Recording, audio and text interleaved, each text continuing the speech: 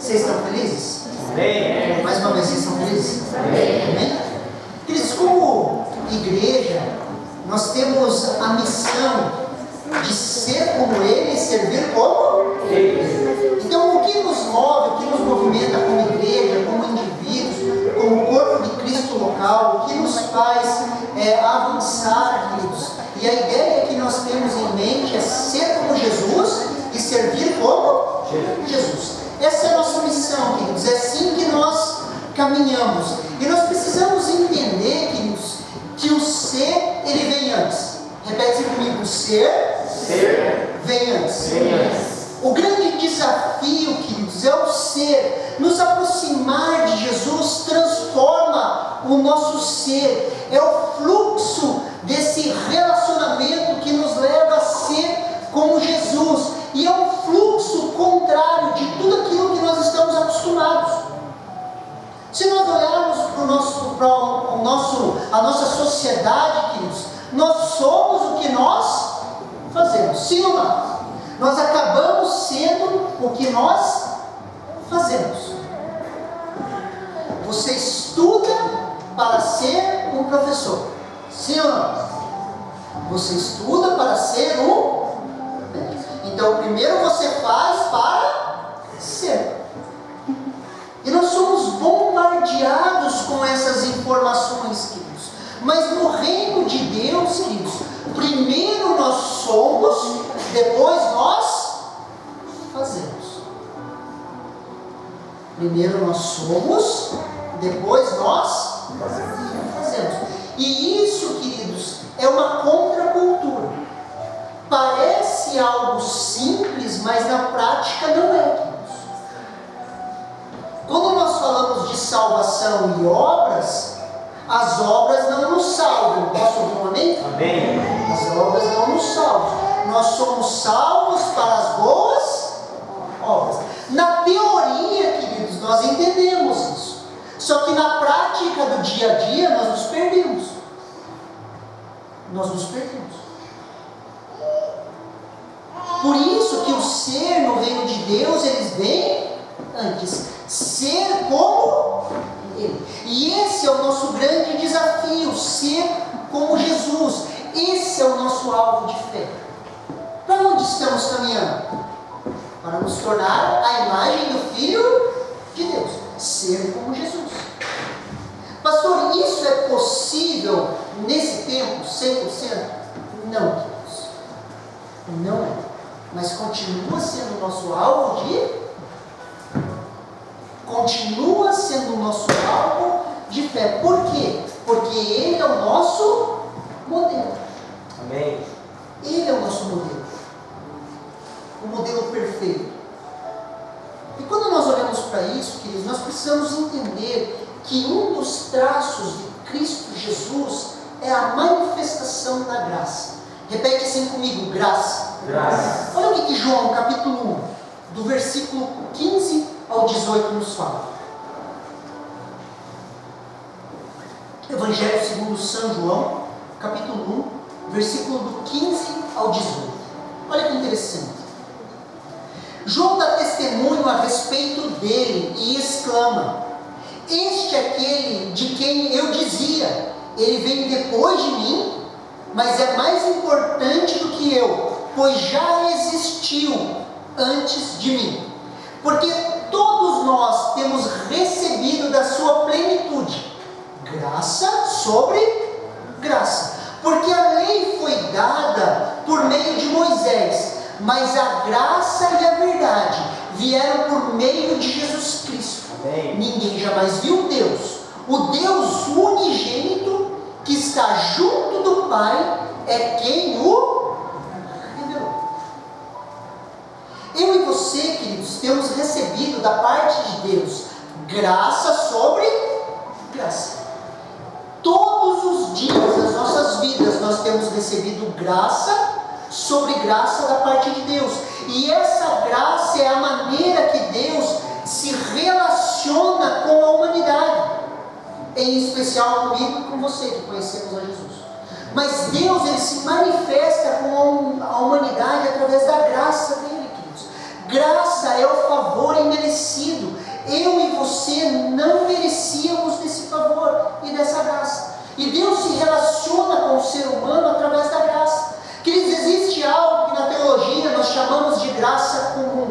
A graça comum, queridos, de forma resumida, é o freio de Deus para que a humanidade não se destrua. A graça comum, queridos, ela freia que eu e você não possamos ser tão maus como nós poderíamos. Quer ver um exemplo? Quando nós olhamos para as artes, quando nós olhamos para a música, você vai ver boa música, boa arte, vinda de pessoas que não conhecem Jesus. Sim ou não? Sim. Sim ou não? Sim. E às vezes músicas melhores do que a Sabor de Mel. Aleluia. Sim ou não? Sim. Isso é graça comum. Graça comum sobre a vida do ímpio. Graça comum sobre a vida das pessoas que não conhecem Jesus. A graça comum, que eles não permite que a gente seja tão mal como a gente poderia ser, porque senão eu e você já tínhamos nos destruídos como humanidade. E Deus se relaciona com isso. Olha aqui que o versículo 17 de João capítulo 1 nos fala. Porque a lei foi dada por meio de Moisés. A graça e a verdade vieram por meio de Jesus Cristo. Que alguns entendem que a graça veio por Jesus em um tempo. E não é assim, queridos. Deus sempre se relacionou com o homem através da graça. Sim, sempre Deus se relacionou com a humanidade através da graça. Olha o que o verso 15 nos fala. João capítulo 1, verso 15. João dá testemunho a respeito dele e exclama: este é aquele quem eu dizia, ele vem depois de mim, mas é mais importante do que eu, pois já existia antes de mim. Pois já existia antes de mim. Olha que interessante. Precisamos lembrar, queridos, que Jesus é Deus. Posso ouvir um amém? Amém. E Ele é eterno, queridos. Jesus estava no princípio absoluto. Ele não tem começo de dias. Olha o que Apocalipse capítulo 13, verso 18 nos fala. Apocalipse capítulo 13, verso 18. Todos os habitantes da terra adorarão a besta, a saber, todos aqueles que não tiveram seus nomes escritos no livro da vida do Cordeiro, que foi morto desde a criação do mundo. Queridos, o Cordeiro, ele foi imolado no conselho eterno de Deus, aonde a Trindade subsistia em forma de Deus, e houve um conselho antes da fundação do mundo, e Cristo Jesus já havia sido entregue como sacrifício vivo, santo e agradável a Deus pela minha e pela sua vida. Antes do Cronos, queridos, antes das coisas existirem, Jesus já havia sido imolado. Glória a Deus. Fala um amém aí para mim. Jesus já havia sido imolado. Jesus é o sacrifício eterno, queridos, desde a profecia de Gênesis capítulo 3, onde o descendente da mulher seria ferido em seu calcanhar, mas ele feriria a serpente na cabeça. Glória a Deus. Lá em Gênesis capítulo 3, nós entendemos o próprio Evangelho, o resumo do Evangelho, aonde Deus estabelece um plano que o filho ou a descendente, e era o descendente da mulher, feriria Satanás na sua cabeça, e ele feriria no calcanhar. O resumo do Evangelho em Gênesis capítulo 3. Deus nunca perdeu o controle. Glória a Deus. Ele sabia todos os passos.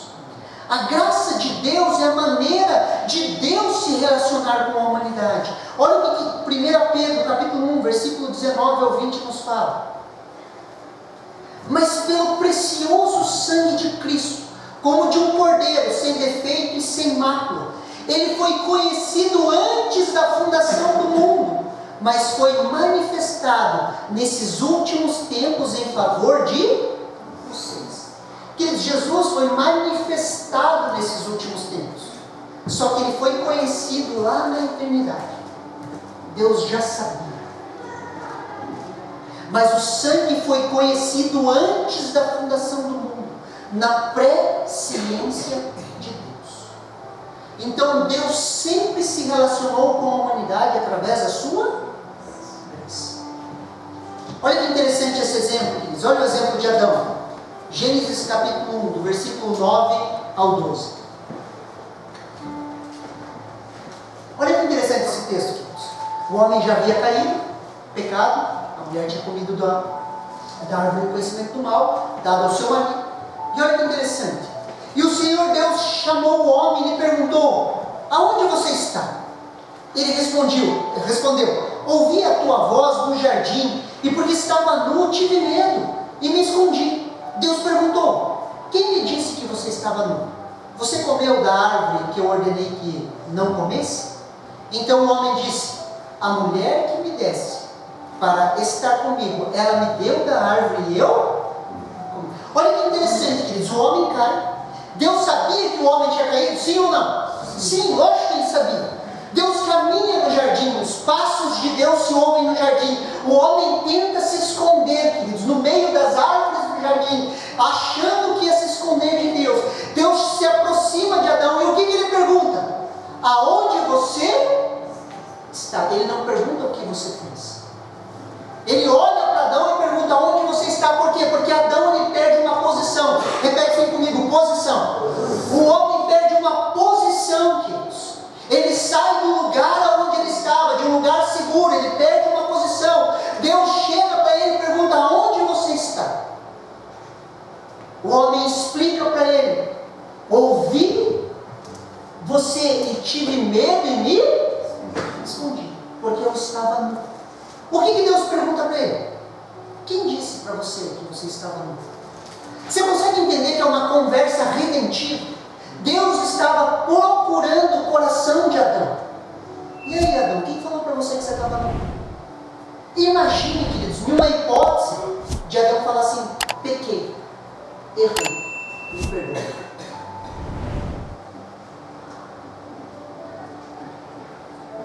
Consegue me entender? A graça de Deus, queridos, tentava alcançar o coração de Adão com perguntas redentivas. Quem falou para você, cara, que você estava nu?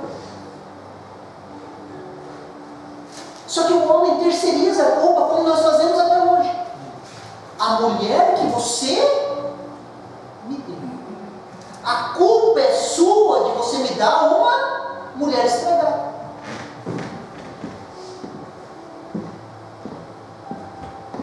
A culpa é sua, Deus, porque o Senhor me deu essa mulher. Quantas vezes, queridos, nós temos essas conversas com Deus, aonde a graça de Deus tenta alcançar o nosso coração para ter conversas redentivas, e nós terceirizamos a culpa. Eu não estou nessa situação por causa das decisões que eu tomei. Eu estou nessa situação porque você, Deus, que é todo poderoso, poderia ter resolvido os meus problemas e você não resolveu. Sim ou não? Sim. Olha o exemplo de Caim, Gênesis capítulo 4, versículo 9 ao 11. O Senhor disse a Caim: onde está Abel, o seu irmão? Ele respondeu: não sei. Por acaso sou o guardador do meu irmão? Então o Senhor disse: o que foi que você fez? A voz do sangue do seu irmão clama da terra a mim. Agora você é maldito sobre a terra, cuja boca se abriu para receber da sua mão o sangue do seu irmão. Queridos, mais uma vez existe uma conversa redentiva. Deus está dando uma oportunidade de arrependimento, um relacionamento através da graça. Caim, onde está Abel, o seu irmão? E se Caim tivesse se arrependido?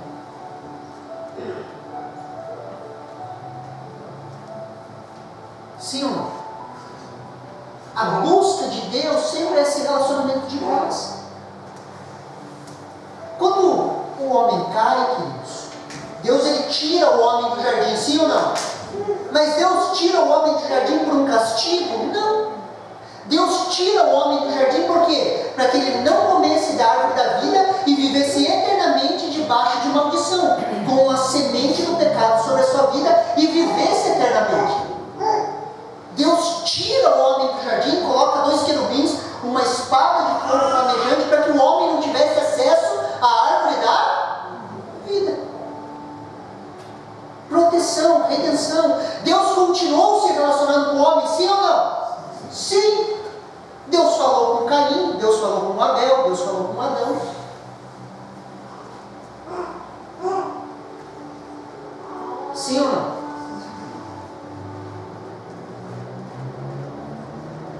São conversas redentivas. Por quê? Porque Deus sempre buscou esse relacionamento através da graça. Como que eu e você somos salvos? Efésios capítulo 2, versículo do 8 ao 9. Porque pela graça vocês são salvos, mediante a fé. Isso não vem de vocês, é dom de Deus. Não por obras, para que ninguém se glorie. Pela graça nós somos salvos mediante a fé, por meio da fé. A fé é como se fosse um tubo que nos conecta à graça de Deus, e nós somos salvos pela graça. Isso nos justifica. Por quê? Porque nós cremos. Porque nós cremos. Isso já se manifestava antes de Cristo. Olha que interessante. Gênesis capítulo 15, versículo 6.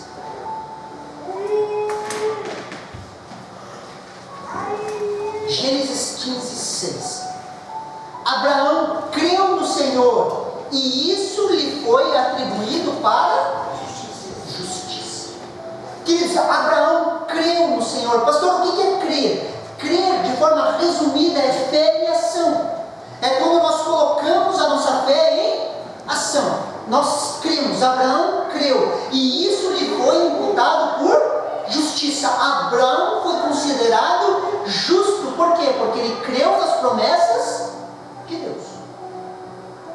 Abraão creu, exerceu fé na promessa, isso lhe fez justo. Hoje cremos, pela graça temos um relacionamento com Deus. Nós cremos e nós somos considerados justos. Não pelo que fazemos, mas porque nós cremos naquilo que Cristo Jesus fez por nós. Sim ou não? Olha o que Atos capítulo 17, versículo 28 nos fala. Olha que interessante esse versículo. Pois nele vivemos, nos movemos e existimos, como alguns dos poetas de vocês disseram, porque dele também somos. Olha que interessante. Pois nele vivemos, nos movemos e existimos. Em Cristo nós vivemos, nos movemos e existimos. Pela graça comum, o ímpio, ele vive, se move e existe. Se a graça de Deus fosse retirada da terra, nenhum de nós mais existiria. Nossa existência só é possível por essa graça.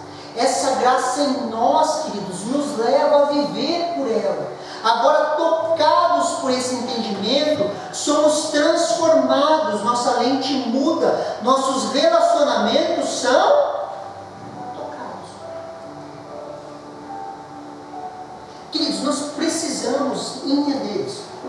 Pastor, isso parece algo simples, básico, que nós ouvimos desde criança, muitos de nós que vivem na igreja. Só que, queridos, na prática nós ainda não exercemos isso. O entendimento da graça de Deus deveria nos levar a uma vida de descanso. Deixa eu tentar explicar para você. Você já percebeu que a gente tenta ter o controle de tudo, sim ou não? Sim. Você não quer ter o controle de todas as coisas? E quando você perde o controle, você não fica ainda mulher? Sai gritando, batendo as coisas, xingando. Quer ver um exemplo simples? Você guarda a chave do carro num lugar e você esquece onde você guardou. Você perdeu o controle, sim ou não? Você fica desesperado procurando. Conforme o teu temperamento, você sai xingando todo mundo. Que droga, onde eu pus isso e não sei o quê. E você fica quase endemoniado porque você perdeu o controle.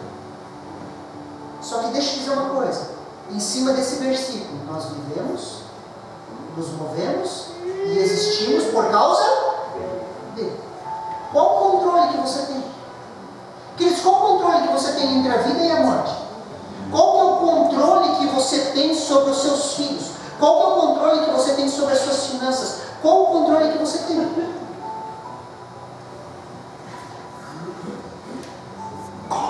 A gente só tem mantém uma falsa sensação de controle, que nos engana. Quando nós perdemos a falsa sensação de controle, nós endoidamos. Olha aí, ó. Só que nós não temos controle de nada. Se nós entendêssemos graça, nós simplesmente teríamos uma vida tranquila. Lembra lá quando o autor de Hebreus fala assim, que nós temos um descanso prometido por Deus, e esse descanso é estar em Cristo? E ele fala que Josué prometeu um descanso e o povo não entrou, e não entrou por causa da sua incredulidade. Eu e você não entramos em um descanso porque nós não cremos. E nós fazemos, e o fazer nos dá uma falsa sensação de controle. E nós fazemos antes de ser, e esse é o problema. E nós trazemos um ativismo para dentro da igreja, e nós só nos satisfazemos quando fazemos. Por isso que a gente não consegue ficar sem fazer nada.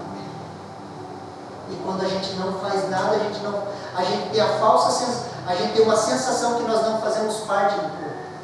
Por quê? Porque nós não estamos fazendo. Só que o fazer parte do corpo é ser. E quando eu entendo o ser, eu relaxo na presença dos meus irmãos. Eu não me sinto cobrado a fazer.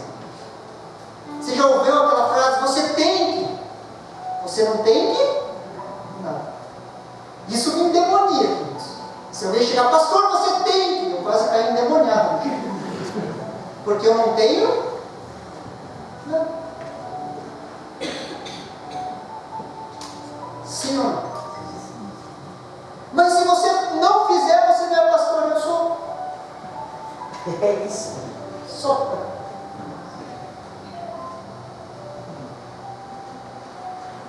Sim ou não?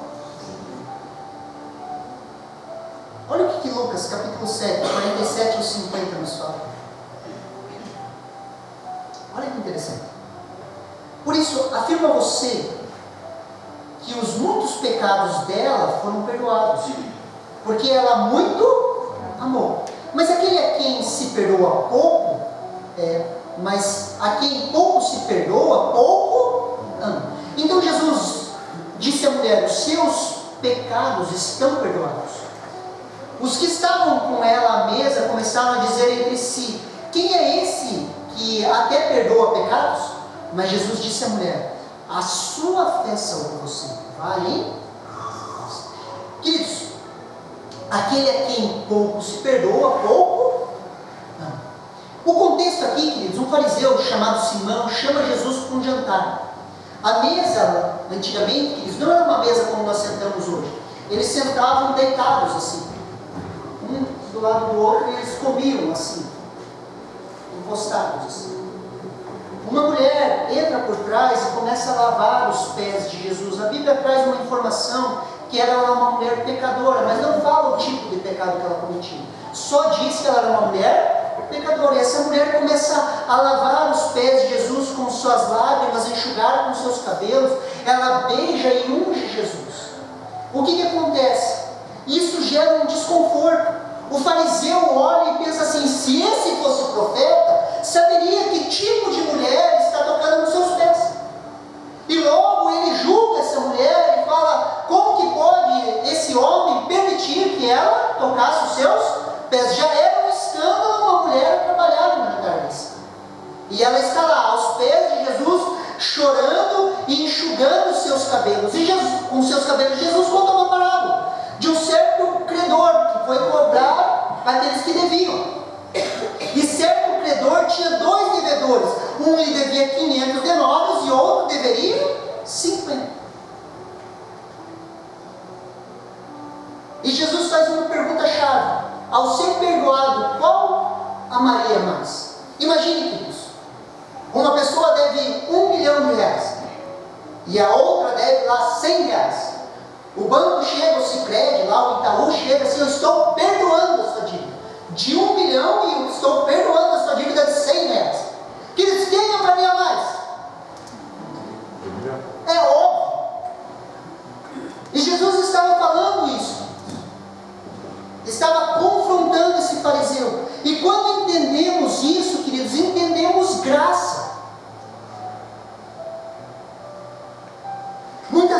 falamos, cantamos sobre a graça, mas nós não entendemos. Quem muito ama, quem muito é perdoado, muito ama. A chave é, queridos, que não é o comportamento. Pastor, então o drogado, a prostituta, o adúltero, ele vai amar mais, porque ele foi mais perdoado. Não é essa a lógica, queridos. Quando eu e você entendemos que o pecado é a separação de Deus, queridos, que aquele que quebra um mandamento é como se quebrasse todos. Se você mentiu uma vez, queridos, é como se você tivesse cometido todos os pecados da terra. Quando nós entendemos isso, queridos, nós entendemos a separação. Nós entendemos que nós estávamos longe, afastados, que nós dependemos de Deus. Fala um amém aí. Amém. Quando nós entendemos isso, queridos, nós entendemos que nós estávamos longe, afastados. Quanto mais nós nos aprofundamos na palavra de Deus, mais nós entendemos que os nossos pecados nos afastaram dele. E não tem medida de pecado.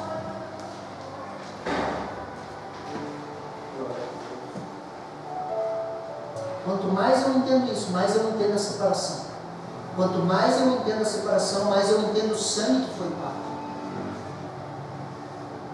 O preço de sangue que foi pago pela minha e pela sua vida. Resumindo, queridos, nós somos farinha do mesmo saco. Não importa o que você fez ou o que você não fez. Pastor, mas eu não fiz isso, eu não fiz aquilo, não importa. Quando entendemos isso, entendemos que a graça é eterna, que ela se manifestou na pessoa de Cristo, que ela nos alcançou, abriu nossos olhos, nos revelou quem nós éramos, agora ela nos leva a amar. Amar a quem? Primeiro ao autor da nossa salvação, a Cristo nosso Senhor. E esse é o resumo da lei e dos profetas. Olha o que Mateus capítulo 22, do 36 ao 40 nos fala. Mestre, qual é o grande mandamento da lei? Jesus respondeu: ame o Senhor seu Deus de todo o seu coração, de toda a sua alma e de todo o seu entendimento. Este é o grande primeiro mandamento. O segundo, semelhante a este, é: ame o seu próximo como você ama a si mesmo. Desses dois mandamentos depende toda a lei e os profetas. Olha que interessante, queridos, o resumo da lei e dos profetas é: ame a Deus e ame o seu próximo. A intenção da lei dos profetas era levar o povo a amar a Deus e amar o seu próximo. Isso não foi possível. Agora Jesus vem e envia o seu Espírito para que eu e você possamos viver dessa graça, entendendo o quanto somos amados. Com esse entendimento, queridos, o nosso ser é transformado. Quando nós entendemos isso, que é pela graça, pela manifestação do amor de Deus sobre as nossas vidas, o nosso ser é transformado. Quando entendemos que somos pecadores, que somos muito pecadores, que fomos muito perdoados. Você já percebeu que você foi muito perdoado, sim ou não? Sim. Porque não tínhamos direito a esse perdão, porque o salário do pecado é a morte. O sangue de Cristo Jesus pagou esse preço. Hoje em Cristo Jesus somos perdoados, e não só perdoados, somos filhos de Deus. Isso nos faz amar a Deus de todo o nosso coração, de toda a nossa alma, com toda a nossa força e com todo o nosso entendimento. E não buscamos mais os nossos direitos, e vivemos para Ele. Meu ser é tocado, minha visão de mundo muda, meus valores são transformados, eu passo a ver o mundo com a lente da graça.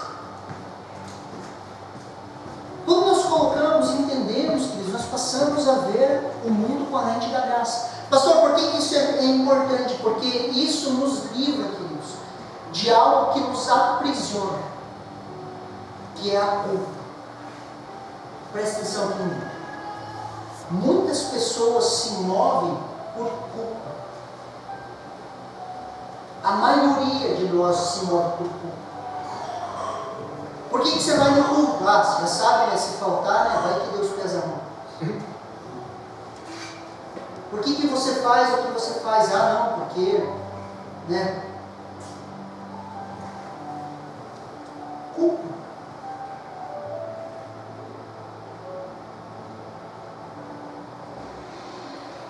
Sabe quando alguém te liga e fala assim, você pode fazer isso comigo, e você está com vontade de falar não, e você não fala não porque você se sente culpado.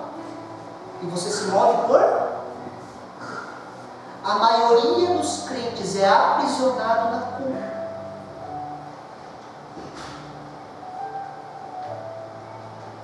O não conseguir falar não é a prisão da culpa.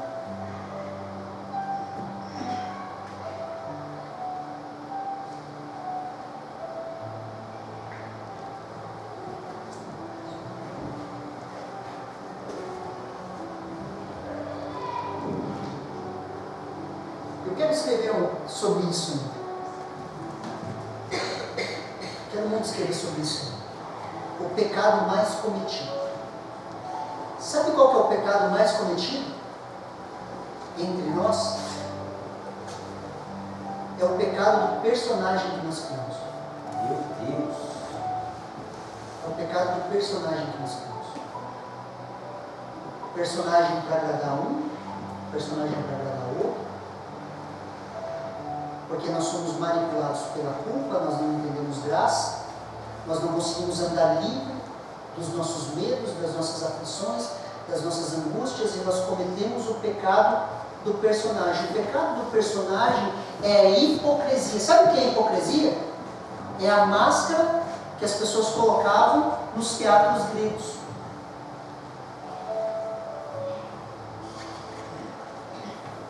Nós não entendemos graça, nós não manifestamos graça e nós não vivemos em um ambiente de graça, onde simplesmente um não deve para o outro. Consegue entender sim ou não? Quando eu entendo essa graça, que nele nos movemos, nele existimos, nele vivemos, eu entendo que Jesus perdoou os meus pecados. Queridos, eu vivo uma vida leve. Sim ou não? Jesus nos perdoou. Não há mais condenação sobre aqueles que estão em Cristo Jesus. Nós conseguimos caminhar de forma livre. Nós somos livres para amar a Deus e amar o nosso próximo. No começo, querido, você vai ter que fazer de mentira. Às vezes você não vai querer orar, então você vai ter que orar de mentira, até você aprender a orar de verdade. Só que o problema é viver fazendo da mentira. Sabe, eu tenho que fazer porque eu tenho que fazer, eu tenho que fazer, eu tenho que fazer, eu tenho que fazer, eu tenho que fazer, e esse eu tenho que fazer está matando os crentes. Porque não faz pelo entendimento certo, faz porque tem que fazer. Enquanto é criança, queridos, enquanto é criança, você faz porque você tem que, sim ou não? Você pega uma criança e fala o quê? Você vai fazer. Não quer, vai fazer. Porque você tem que. Queridos, mas tem que chegar uma hora que a gente amadurece. Senão a gente vai ser criança para cima. E o tem que fazer leva a um ativismo, e esse ativismo está matando os crentes. Porque não entendemos graça.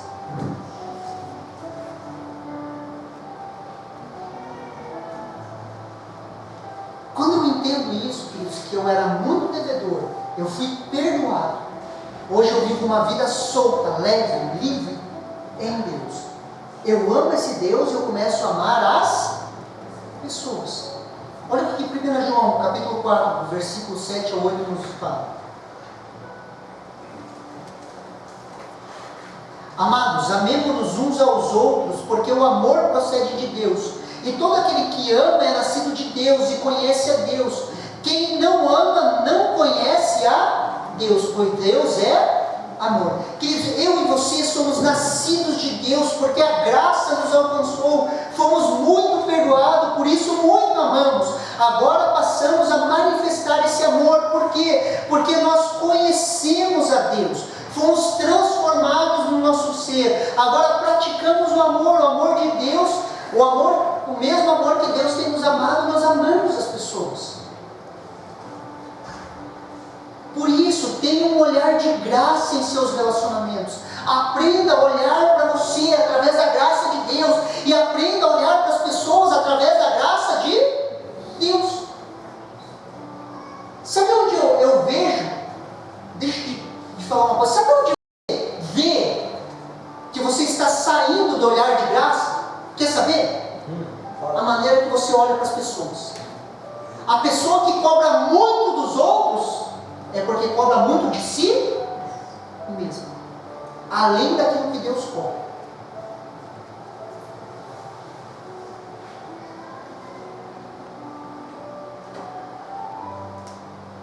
Aí nasce um religioso.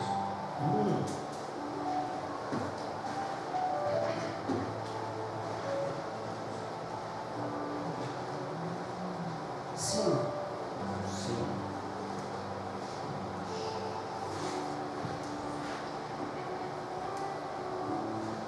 Você que lidera a pessoa, você já ficou na tua cabeça, ele tem que fazer isso, ele tem que fazer aquilo. Sabe que para nós a gente não gosta, né? Ah, pastor, então não tem orientação na casa, não tem orientação nos grupos familiares. Tem orientação. E a orientação é em amor. É melhor conduzir para cá, é melhor conduzir para cá. Só que não com controle. Queridos, Deus te controla. O Espírito Santo, ele te convence ou te controla? Você já viu alguém possesso pelo Espírito Santo? Só tem uma passagem que diz que o Espírito Santo possuiu um homem, que foi Sansão. O Espírito Santo possuiu.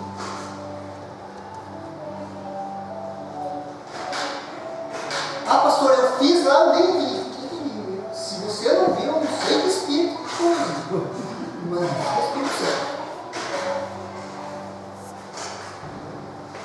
Tenha um olhar de graça nos seus relacionamentos. Olhe com o olhar de graça para as pessoas. Sabe por que nos ferimos, queridos? Porque ainda as pessoas devem para nós.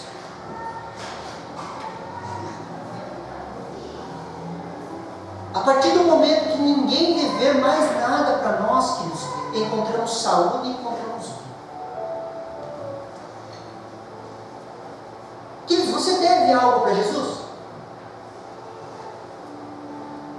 Não. Simplesmente, queridos, ele te perdoou. E a partir do momento que ele te perdoa, ele fala assim, ó, não há mais dívida sobre você. Aleluia. E ele mesmo fala, você não me deve mais nada. Amém. E ele te faz livre. Para você decidir sim ou não. Sim. Você quer andar comigo? Manda. Você não quer andar comigo? Não manda. Por quê? Porque você não deve nada. O reflexo do meu relacionamento com Deus deveria ser o reflexo do meu relacionamento com as pessoas. Sabe quando a gente canta, eu quero conhecer Jesus? Quanto mais eu conheço Ele, mais o meu ser é transformado, mais ninguém me deve nada. Mais as pessoas ao meu redor são livres.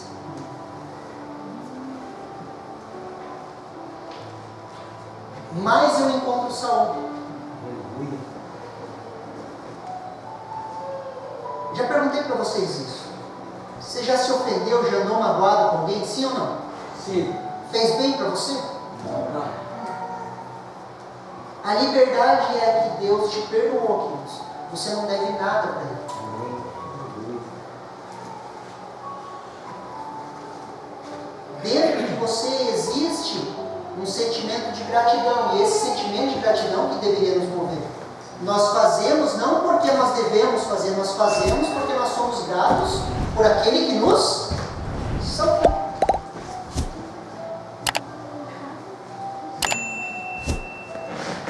Ser como Ele é perdoar como Ele nos é ter um olhar de graça, é amar como Ele nos. Por isso que o ser vem antes. E a transformação é no nosso ser. Quanto mais nós fomos sendo transformados através do nosso relacionamento com Deus, mais os nossos relacionamentos vão se tornando saudáveis, mais eu percebo que eu não devo nada para Ele, mais eu percebo que as pessoas não devem nada para mim, mais livre eu vou me tornando, mais maduro eu vou sendo trabalhado por Ele. E a maturidade vai vindo, e nós vamos se soltando. Não faça as coisas debaixo de culpa. Sempre que tiver algo para você fazer, e você percebe que você está debaixo de culpa, se arrependa. Se arrependa. Sabe por quê? Porque se a gente continuar nos relacionamentos debaixo de culpa, nós vamos continuar nos machucando. Por isso que o ser vem sempre. Você recebe essa palavra no seu coração? Amém. Vamos nos colocar em pé, queridos. Vamos orar?